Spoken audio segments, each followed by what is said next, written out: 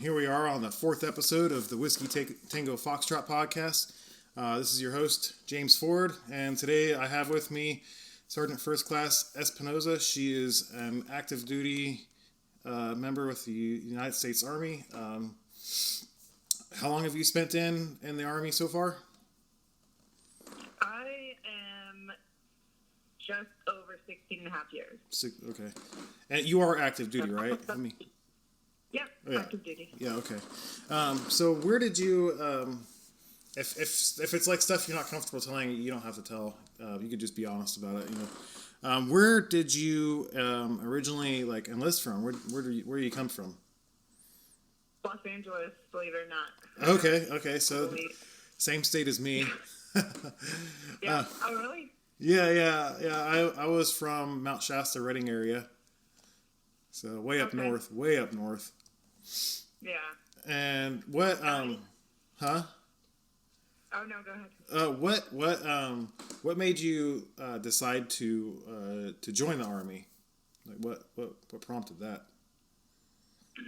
9/11. 9/11.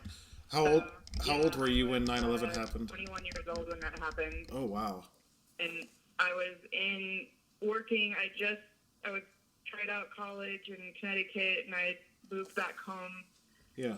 And was working in around the Hollywood area. Yeah. And I just remember my mom had just left for work. My dad was actually in Boston at the time, and he was flying back to Los Angeles. And I heard it over the radio early in the morning, and I thought it was I thought it was the George Orwell thing. I think it was I thought it was something made up, and I couldn't believe it. And then I turned on the TV, and I'm like, oh my God, this is actually really happening. And from then on, and my dad we couldn't get to him because he was in Boston, and I think that's was a big deal for us. And my mom drove home, and from then on out, I was couldn't peel my eyes away from the TV. Yeah. And they started deploying soldiers in the Army, and coming from Southern California, it's not especially LA, I never met a recruiter. It wasn't a big thing for the military. It's not necessarily the most military friendly area. Maybe things have changed now, but and I just remember seeing that there was an Army. I went straight to a recruiter, and I felt like I had to do something. It was a call to service. I think there was a lot of us during that time that, especially at that age, where it affected us so much that I just couldn't sit and watch anymore. I had to go. Yeah. So I went to the Army, and I walked into a recruiter's office, and I said, send me to Afghanistan. Yeah. And that was it. Yeah. That's man, that seems like a lot of stories from the people that our age around that era. That's actually interesting, because I had a similar story, but I went a different route about it. So what was your initial, what MOS did you take on in the military? Initially, because I had no idea what I was doing, and the recruiter in the recruiting station was a reservist. And again, just me coming out the streets, not knowing anything about the military, I just assumed it was all active. I didn't even know about the reserve, the National Guard at the time. Yeah. But he was civil affairs specialist, and this was back when civil affairs was reserved. They had some civil affairs, but it was all the SF guys were making up civil affairs, basically. Yeah. And their job is to rebuild the infrastructure after you go in and take over a country, basically. Mm-hmm. So I took my D lab, and I scored high enough to pick whatever job I wanted. And he was like, I want you to choose civil affairs. So I did. And I initially went in civil affairs, went to DLI for Chinese for a little bit, and our unit got deployed. And after my first deployment while I was there, we were in Baghdad in 2004, and we got hit a lot. So it ended up being that, there was a lot of trauma that was happening, and I was quick to react. So the docs that were with us we'd go from fob to fob, and I meet with some of them, and they're like, look, do you want to make contracts and, like, build women's centers and orphanages, or do you want, like, we think you'd be a really good medic? Yeah. And so I came back home and immediately went back to a recruiter. And I'd been on active duty my whole time in the reserves, and so I went to the recruiter, and I'm like, I want to be a medic now, and I want to do this forever. So I went active duty as a medic. Okay. And I've been a medic since. Well, that's awesome. Medics are like, man, that's a tough job. I mean, to be fair, it's probably one of the hardest ones. Like I think it's like underrated in the Army. For what? Civil affairs? Being a medic. Oh yeah, it might be. I don't know. I mean, I guess being a medic, you don't look at it that way, but it is definitely. They're tough times, but it's very fulfilling. Yeah. So from there, how long were you a medic, and are you allowed to tell us where you were stationed at or not on the podcast? Yeah. Okay. Yeah. Okay. I've reclassed in 2005. Okay. And so I've been a medic since, so for 14 years now. Okay. Excuse me. And going on 15 actually. And then went straight to airborne school and went straight to Fort Bragg. Okay. So I was spent the last 14 and a half years on Fort Bragg. Yeah. And just now, 2 weeks ago, signed into Fort Hood, Texas. Yeah. So, which is like, people can't believe that I've spent my entire career. I've never PCS, like moved from one base to another. This is my first time. Yeah. And I've been in for almost 17 years. Yeah. It happens. It happens to people, you know. Yeah. It's always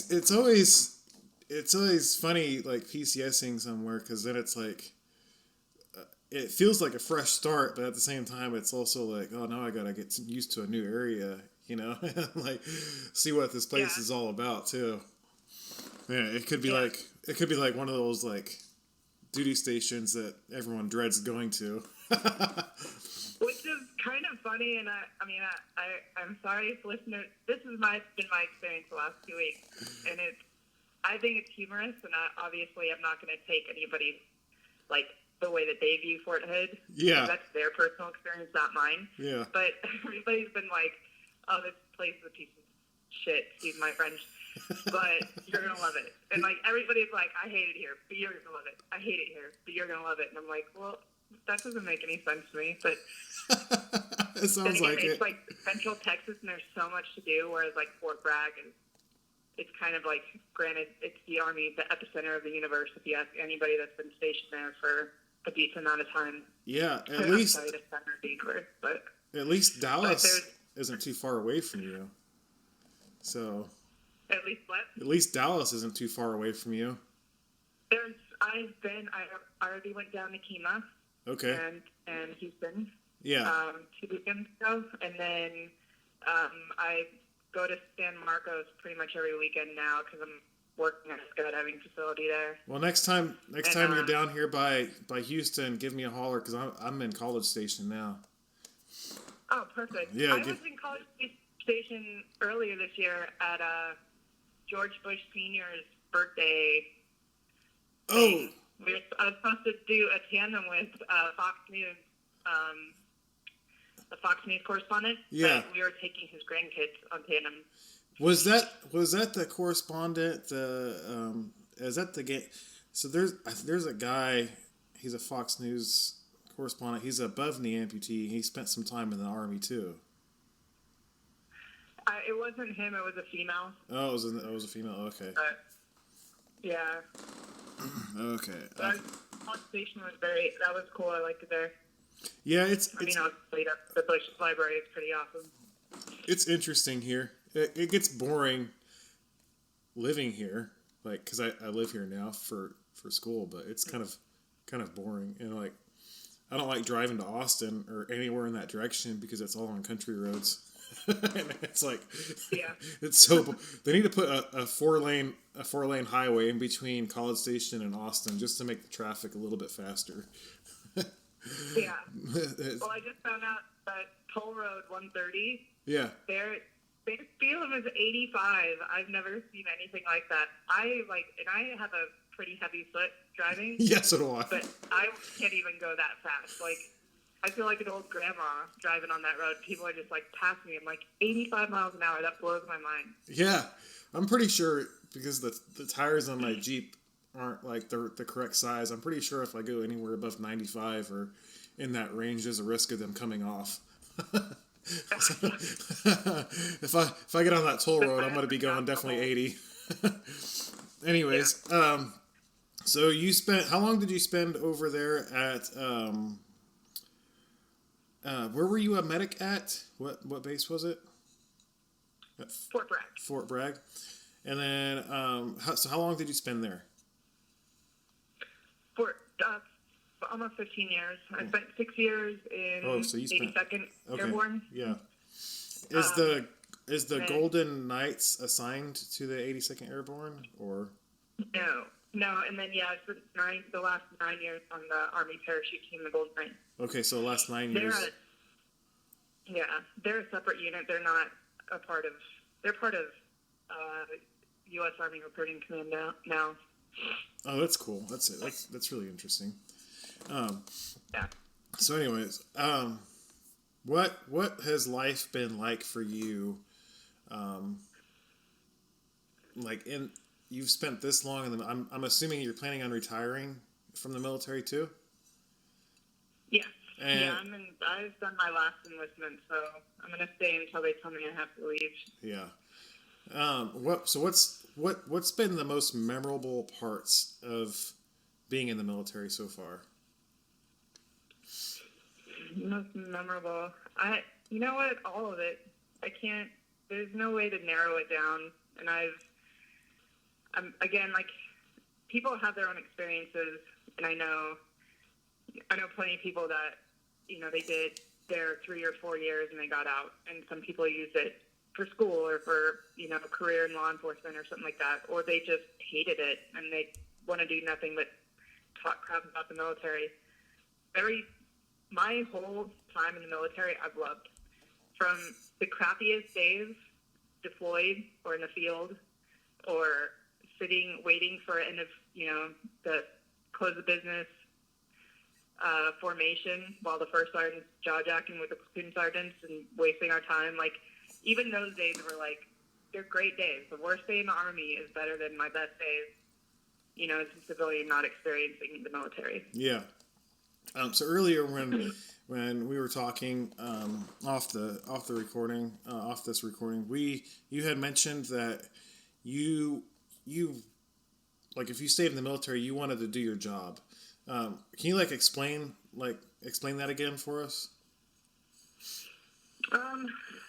So recently I got moved. The Army decided that it's time for me to move on from Fort Bragg and from my tenure on the Golden Knight. Yeah. And go back to being a medic. And I came to Fort Hood, and originally they were going to send me to a unit, which it seemed like an amazing unit. They're a support unit for 3rd Corps, which is a huge corps that has a lot of combat units or combat divisions in the middle of the country. Yeah.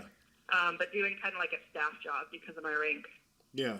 And then I got switched in the middle of in processing on a Fort Hood to a different unit, to 3rd Cav, which is a mechanized cavalry unit. Mm-hmm. And while they're deciding where they're going to put me as a senior, as a E7 medic, and they're going to send me probably to one of the mechanized battalions, which I'm happy.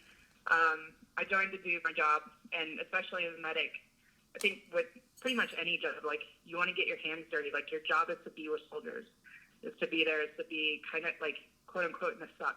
Yeah. I never see it as a suck. I always see it as, like, again, it's always been awesome. But I would lose my mind, like, if I got sent to a hospital. Watch now, they're going to send me to the hospital. But, like, just to, I want to be, like, doing my job, like, actually out there in the dirt with soldiers doing that. That's why I joined. Yeah. It's my passion, and I know, like, as you rank up in the military, you lose that, and it's part of the natural progression Yeah. of leadership. And so I was kind of like coming back as an E7. I'm like, ooh, I miss that Yeah. Squad leader time and stuff like that. But hopefully I can still get back to that. Yeah. Hopefully the Army will let me have more fun. That time, like as you explained, like that squad leader time, you know, that time with all your soldiers is like it's valuable, you know, even though it can be stressful, it's also it's valuable, it's fun, it's personally rewarding, and like, you know, that's like, you know, and this isn't about me, but that's one of the reasons why I got out is, you know, they put me with a bunch of I guess my how I would call it is like they put me with a bunch of desk jockeys when I was injured over there at Fort Sam Houston. And I couldn't stand it, and I ended up just taking my ticket out.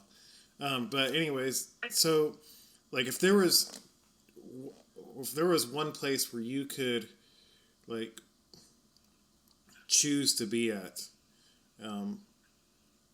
like in the military currently, where would you go? Like what would you prefer? Where would you prefer to go? If I could choose to go anywhere in the military career? Yeah. That's a good question. I don't know. I don't think I've exhausted all of my experiences yet to figure that out. Yeah. So I know that, like, again, I think I know of the one place I don't want to go, but every time I say that, put it out to the cosmos, it ends up happening. Yeah. They don't want to go work in a hospital. Just don't say it anymore. Like, terrible story. Yeah. Just don't say it anymore. Don't bring that karma.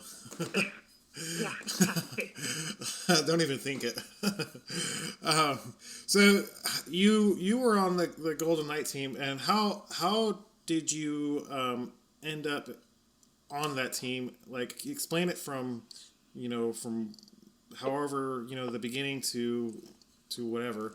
Because I did read a little bit, on you earlier. So you were the first, correct me if I'm wrong, you were the first female tandem instructor in the military, in the Army? No, definitely not that. Okay. I was the first female tandem instructor actively doing assigned to the tandem section on the Golden Knight. So we had okay. two other female Golden Knights that were tandem instructors, and there's plenty of women. I think the United States Parachute Association has somewhere around 100 women in the U.S. that are tandem instructors. Yeah. Meaning that we strap people to us and we take them out of the plane with us. Yeah. But and the Army has had more, I'm sure. I didn't do any research, but I was the first one to be on the Golden Knights to actively be a tandem instructor on our tandem section. Okay. That makes more sense. So explain. So the other two, they had the rating, but they didn't like actively use it. They were doing other things on the Golden Knights. Yeah. So explain what that was like, from like how you got on the Golden Knights and like what the experience was like being with them up until you got PCSed. So I went to the Army.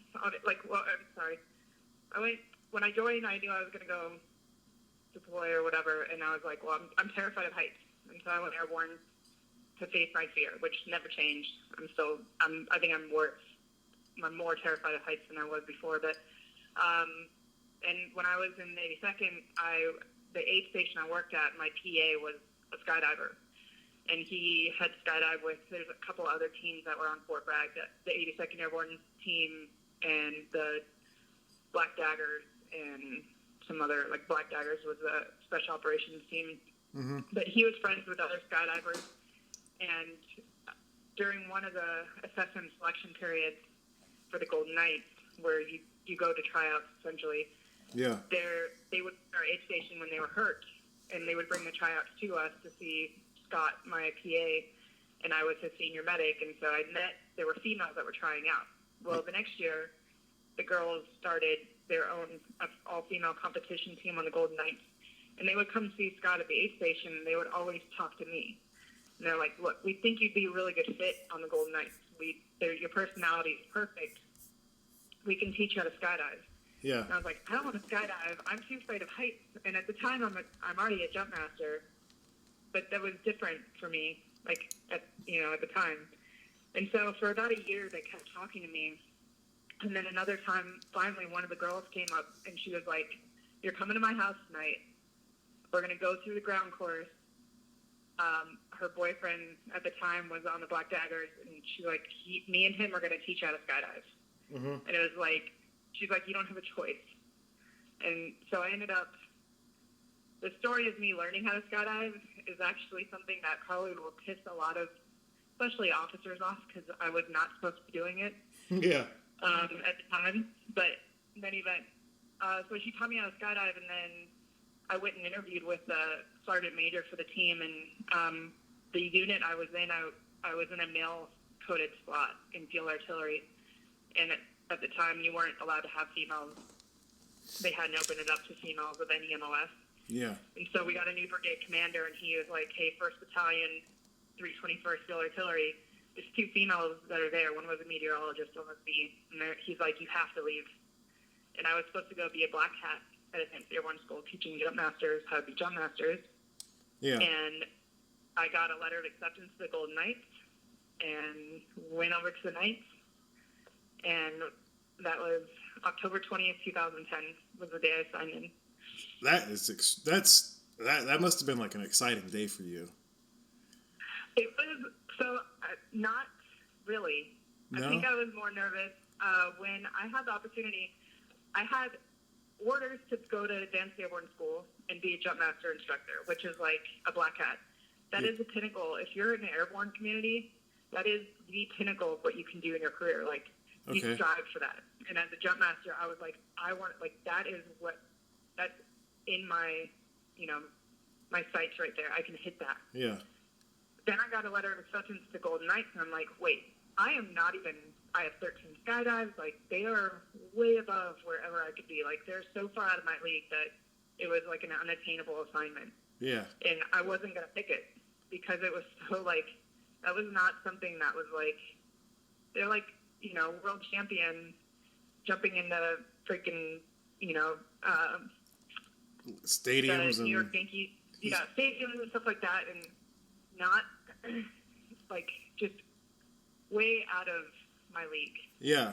So I was actually going to go and be a black hat. And the PA that I worked for at the time, he was like, no. He's like, you have to choose the Golden Knights. If you don't choose the Golden Knights, he's like, I'm never going to talk to you again. Yeah. He's like, you have no idea the opportunity you're passing up. Because I had to choose. My sergeant major's like, he's like, you have to leave. You have 2 assignments. What are you going to pick? Yeah.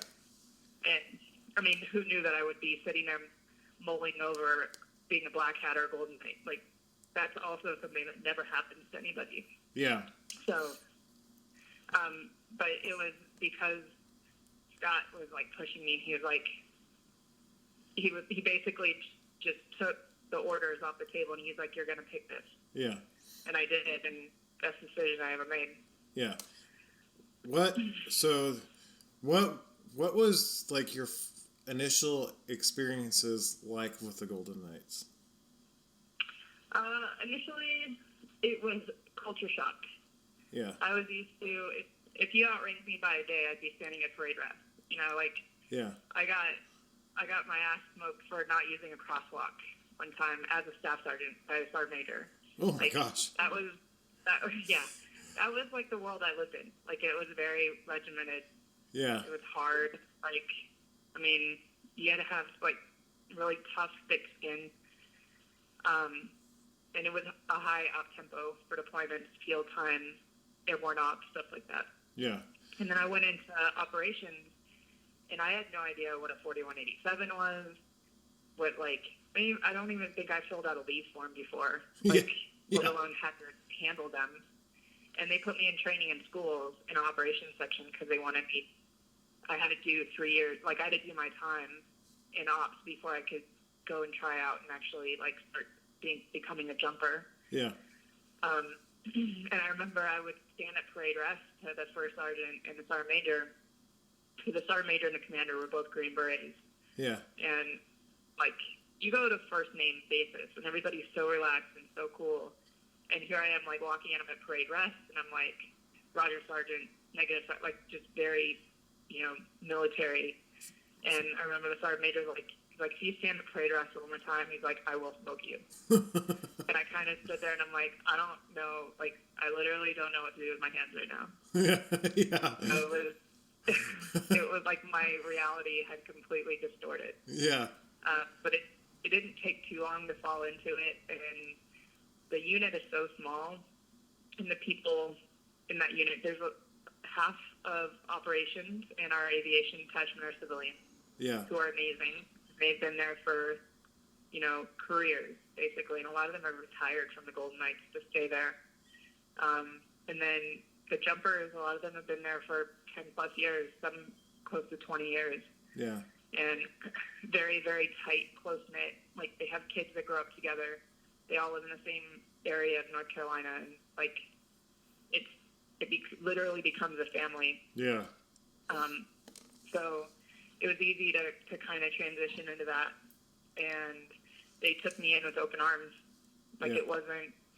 There was definitely no, like, hatred towards me because I didn't learn how to skydive and pay the money to learn how to skydive. Like, the team taught me that there wasn't any kind of that. Like, the competition between, we call everybody our teammates there, and you're literally a teammate, but the competition between teammates didn't exist. Like, it's just one family, one team. Yeah. So That's the kind of support network that you need, though. Everyone's got to be on a team. Yep. That's amazing. So, next question. What do you remember your first big skydive with the Golden Knights, and what was it like? Ooh, my first big skydive. So after I went through tryouts or the Golden Knights assessment selection, Mm-hmm. and I made it through, which that was grueling. That was basic. I call it basic training on crack. Yeah. I went to our competition team. I was being groomed to be part of the female competition team, and I was lucky enough to be able to compete at the World Military Games in Solo, Indonesia. And so you compete for the Army, Mm-hmm. but you wear, red, white, and blue. Like, you're wearing the U.S., but you're the Army team. And we were jumping, doing classic accuracy, which, if anybody knows that, which is like kind of an antiquated sport within skydiving, but you jump out of the whatever platform, and then you land on a big tuffet, which is like a big blow-up mattress type thing, Mm-hmm. and you're aiming for a tiny little dot that's maybe about 10 centimeters across. Yeah. And you're trying to hit that with any part of your body. Yeah. So the way that they had it set up was in a stadium. So Mm-hmm. in the center of the stadium, which a stadium alone is ridiculously hard parachuting because the wind side on it turns into like a toilet bowl wind pattern. Does it flushing really? the toilet. I didn't even And I know was that. jumping out of the back. Huh? I didn't even know that. Yeah, the winds go in. It's like, think about a valley. When you're in like a pretty steep valley, the winds can change directions, and Yeah. you might at the tip of the valley, like you might have straight winds that can go from a single direction, but when you go into that bowl, it's like all circular and goes all over the place. Oh, that's nuts. Anyways. But jumped out of a helicopter, Yeah. which they were speaking whatever Indonesian language, and in following the other girls in, and I had to hold up at the top, what we call the top of the stack. I was the last one out, so I was holding up in the wind over a major city in a country. If I landed out, I would have no idea, A, how to find my way back, or how to, like imagine landing in the middle of a city in Indonesia, like, Yeah. but apparently Yeah. don't speak their language and have no idea where you're at. I mean, you could have landed on top of a building for all you know. Yeah. And I know they can fit like 5 people on a motorcycle there, but I didn't want to try it out. No, I wouldn't want to try that out either. So that was over there. What is what's the most memorable jump or skydive you've done with them? That one was pretty memorable. Oh, is it? Well, there was a few that I did there. Okay. And then I always say the one that the first time I performed in front of my parents in San Diego at the Miramar Air Show. Yeah. And I was narrating. So when you narrate, you're the first one on the plane, and you usually bring in like the American flag or the POW MIA flag. Mm-hmm. And then so you fly that in, and when you land, pick up a mic and you narrate the rest of the show in front of however many tens of thousands of people are at the air show. Yeah.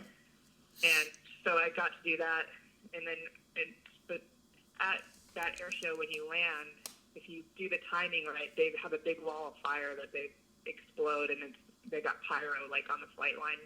Yeah. You can feel the heat. Like if you miss the timing on that, like it'll definitely bump you around in a parachute because the heat comes off of it. Yeah. My parents, unfortunately, like they're not the biggest supporter of the Army at that particular air show because, I don't know, something about Marines not liking the Army. Yeah. But they wouldn't let the family members have seats in the, the bleachers. The bleachers cost money to sit in, and they wouldn't give us any tickets. So my parents were sitting on like a jersey barrier of sorts, and they saw us land, but they couldn't hear anything either. And they saw one of our video guy came in really fast on a little parachute. My mom thought it was me, and the whole time she's like, oh my gosh, she's hurt. Because she's a mom, and that's what moms do. Yeah. And I got out of that, and I'm like, Mom, did you hear me? Like, I nailed that narration. I did so good. She was like, my dad's like, oh, she totally thought that you were hurt the whole time. I'm like, no, that was Mike. I was the one that came in with the flag. Yeah. But it was kind of funny. So that one was pretty memorable. Yeah. I mean, and then there's so many others that were in their own right. Yeah. That's cool. That's really neat. Really memorable. So like so I'm friends with a lot of like veterans, and I know a few people that are still active, not very many. You're one of them. So like what's one thing that you would like to have happen when you actually retire?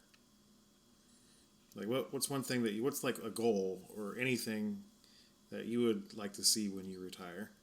Like for the military or for myself? For yourself. For myself, let me think. I guess, finishing my degree is huge, and I actually Fort Hood does this right too, by the way. So props to Fort Hood for this. Yeah. But when you in process, they do a lot of I just had a CG luncheon. The commanding general for 3rd Corps does this luncheon with all the I guess every Wednesday with all the incoming soldiers, and they have different briefers. Like the exchange comes in, like where people, family housing comes in, and like TRICARE comes. They do all these different talks, and the AUSA guys came in and they were talking, and they had mentioned that a lot of things that they fight for on Capitol Hill is they're fighting for the rights of the soldiers. They're our speaker when they go up to Capitol Hill, and they've got issues. Like one of them, they're like, you didn't know this, but they were trying to take away TRICARE. Yeah. Not TRICARE, the TA, tuition assistance.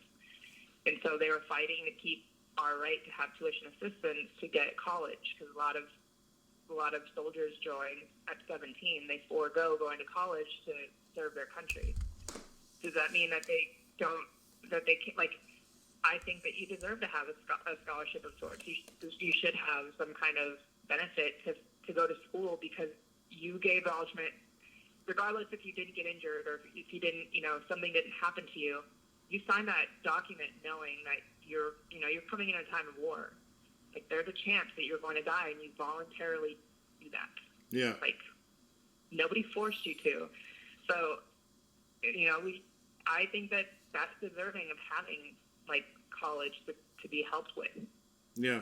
So, and I thought that was kind of cool that like just knowing a little bit more about what AUSA fights for. I mean, I wasn't a member before, surprisingly, because it's not really pushed at Fort Bragg, or wasn't when I was there. But I was like, hell yeah, I'll freaking do this. Like, you're fighting for the rights of the soldier, regardless if it's not for me, but for the future soldiers. And yeah, take my money.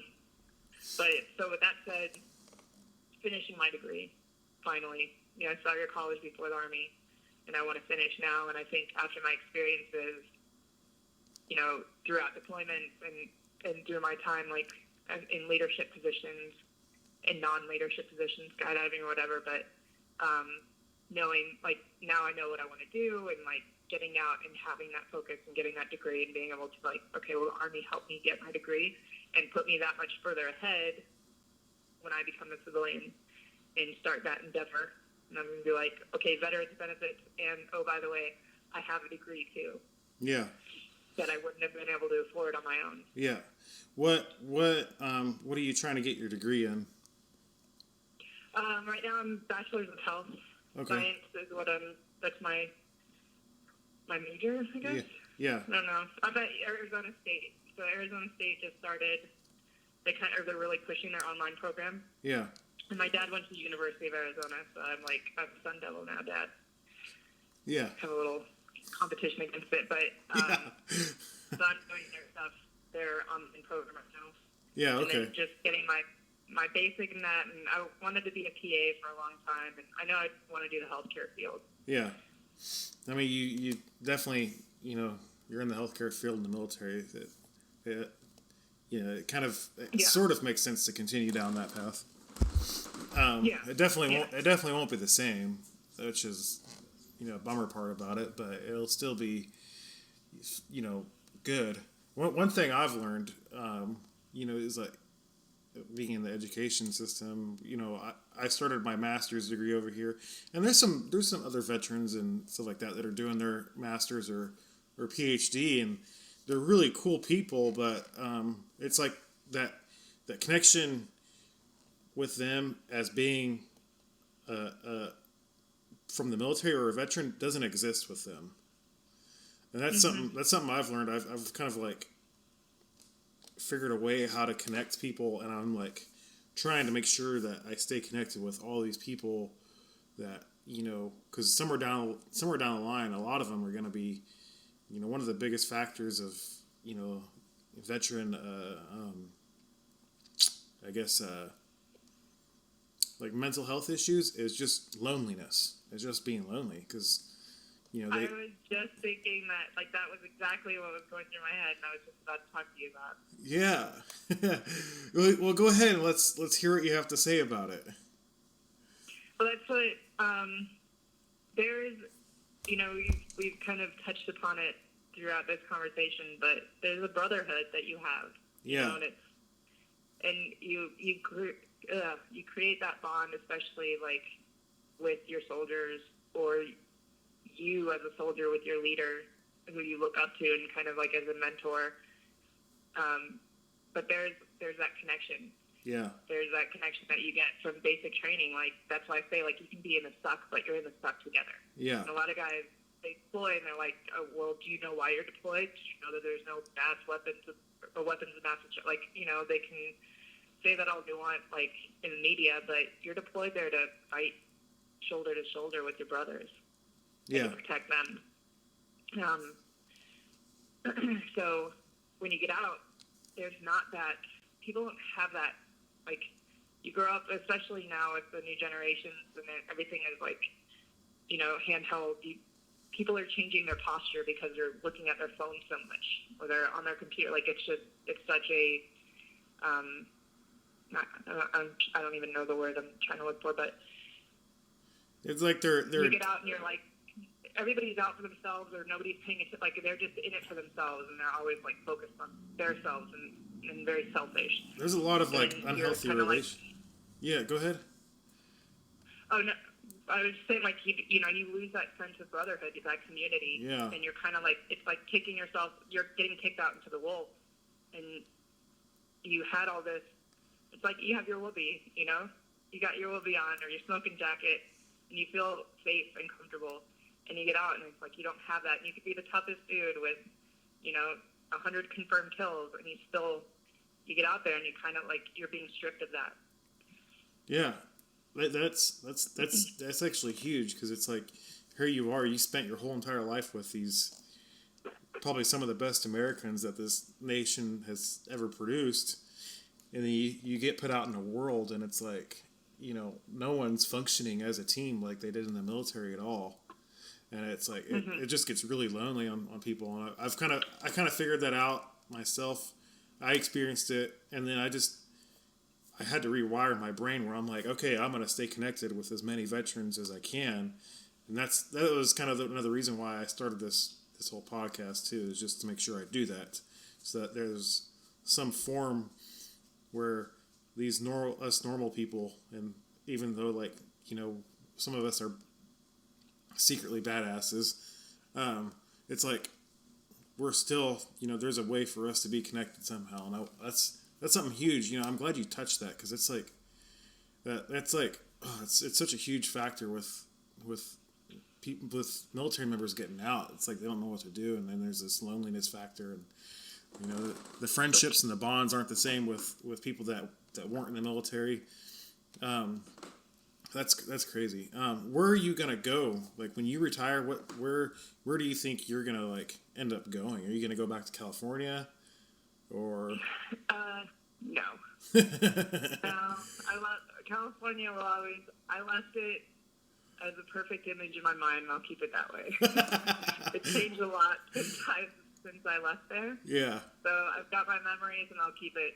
And my siblings, I've got 2 brothers and a sister that still live there. My dad's side of the family is all, but they're California, Native Americans, Mexican, natives. That's where, so I can always go back. But I've actually had some friends that retired, and they tried to move away from military communities. Yeah. And they've come back because they just can't. It's that they can't function. It's not the same. They don't feel that sense of home, so they'll come back to a community that has a large veteran group. Yeah. And so I am retiring and staying by Fort Bragg. Yeah. So that's where, I love it there. The pace is good for me. I've already moved my parents out there. Oh, did they really? Yeah, they finally got used to it from Orange County, California. So they finally got used to it, but cost of living is great too. You cannot beat living in North Carolina. Yeah, that's one state I've thought about moving to. Yeah. So we're kind of reaching the end, but I do have the last question. So, and this is the non-serious question. Would you prefer an alien invasion or a zombie apocalypse? Dang. Well, so zombie apocalypse or alien invasion, if they're alien, their weapons are so much more advanced than ours. Yeah, they're definitely. So I think I'd want a zombie apocalypse because, they're pretty. They got the low key, just the growl, the scratch, and they can infect you. But if you can ward them off, I would do the zombie. Okay, so a zombie apocalypse. Aliens might be able to be invisible. They got death rays and shit. Yeah, they might have force fields. Yeah. Will Smith probably isn't going to save us. No, Will Smith is not going to save us. Yeah, they're not going to get a cool Aerosmith song playing in the background as we're fighting them either. Yeah. I don't think the Men in Black's gonna come out. No. So now that we know that you prefer a zombie apocalypse, you got to take 3 things. You could take one of 3 things in there. You got a lighter, you got a hatchet, or you got a spear. Which are you taking? To fight the zombies? Yeah, to survive. To start off surviving. To survive. Dang. Let me think. A spear, a hatchet, or a lighter? Yeah. Oh. Half of me wants to say lighter just because I have, really bad cold weather injuries to my face. Yeah. And I hate the cold. Yeah. So I'd take I go to California and start burning the mountains down. Like, get all those like round them up, and Yeah. like, corral them up, and then burn them down. You start like one massive forest fire. One back. Just get like a blowhorn so they all like go into the mountains and then just start like a huge forest fire. You just gotta wait for the Santa Ana winds to hit. Yeah. And all you gotta do is one little lighter, all of California burned down. Yeah. It'll go down real fast. It'll go down. Yeah, probably. We'll just go with lighter just to make it fun. I can't think of anything like cool to do with the hatchet and the spear. Once you throw the spear, you just threw it away. Like now it's just gone. Yeah, and then at least you can spears are replaceable. You can make them too out of like sticks and wood. So it's like but at least with a lighter you can go in with something that keeps you warm, and then start making sharp edges off of rocks with spears or something, and then like maybe through rummaging around in someone's garage that you might find a hatchet. So a lighter is probably your best bet. And what do you need? What do you need to get into the garage? You need light. There's no electricity because the zombies took over. You got to know where they're at. You got to be able to see. Yeah. And aren't zombies afraid of fire? I don't know. Are they? That's a good question. Is that just on Call of Duty zombie? I have no idea. This is weird, but I've been watching The Walking Dead since episode 1, and it's surprisingly it's still airing, even though like it seems like no one likes it. And on there, they're not afraid of fire, so I don't know if they are afraid of fire. That is a really good question. Huh. Maybe I'm just thinking of what's the Will Smith movie? That's a really good movie. The one where he's by himself. Oh yeah. Oh, I don't remember that movie. I know what you're talking about though. I love that movie too. It's a good movie. That was actually a really good movie. Were they like afraid of light and fire? Yeah, they're afraid. Yep. Yeah, those were like scary. Those zombies were scary too, or whatever the heck I'm pretty sure they were zombies, but they were scary. And he was like trying to find a cure for them. Like in his garage, or I don't remember if that was someone else's house. He was an army like scientist or doctor or something, I think. Yeah, exactly. Well, that's cool. That's really awesome. I mean, so what's one thing that you would like to tell the listeners as far as like any recommendations that you think about, joining, for people that are thinking about joining the military, or people like thinking about going to try to become airborne, or what's one thing that you would like our listeners to know about the military that not everyone would think about? Don't be afraid of it. I've talked to, luckily, like, one of the best experiences that I've had being part of the Golden Knights is that I've gotten to travel the country and talk to a lot of high school students, because that's, kind of their 17 to 24 is the age group we're looking for. And especially the females, because there's not a lot of female jumpers on Golden Knights, and I would always kind of grab the females because they're so afraid to ask questions when they're put in the setting of their whole class. The boys always want to make fun of it, and then the girls are just like shy. Yeah. But don't be afraid of it. Don't think you can't do it. I went in, I couldn't even do a push-up. I played soccer and ice hockey. Like, I could run and run and run, but I couldn't do a push-up to save my life. But I learned. Yeah. And and also have an open mind. Yeah. So, like, don't, I also, because I joined in a weird, like, a lot of us at the time joined in a situation where we had no idea what we were doing. Yeah. We just wanted to go support the country.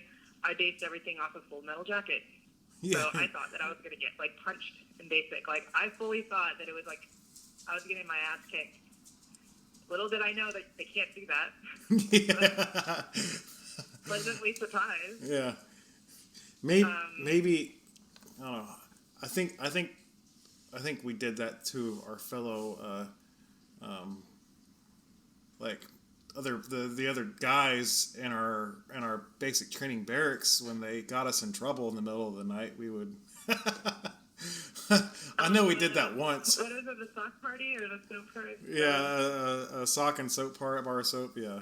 Yeah. We also, one thing we did is to one guy, because he got caught taking a shower. I don't know what he was doing taking a shower at 2 o'clock in the morning.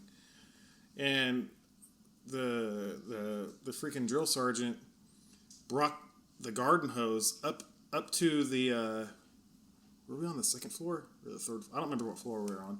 But he brought the garden hose from outside, and it was I was shocked it was that long.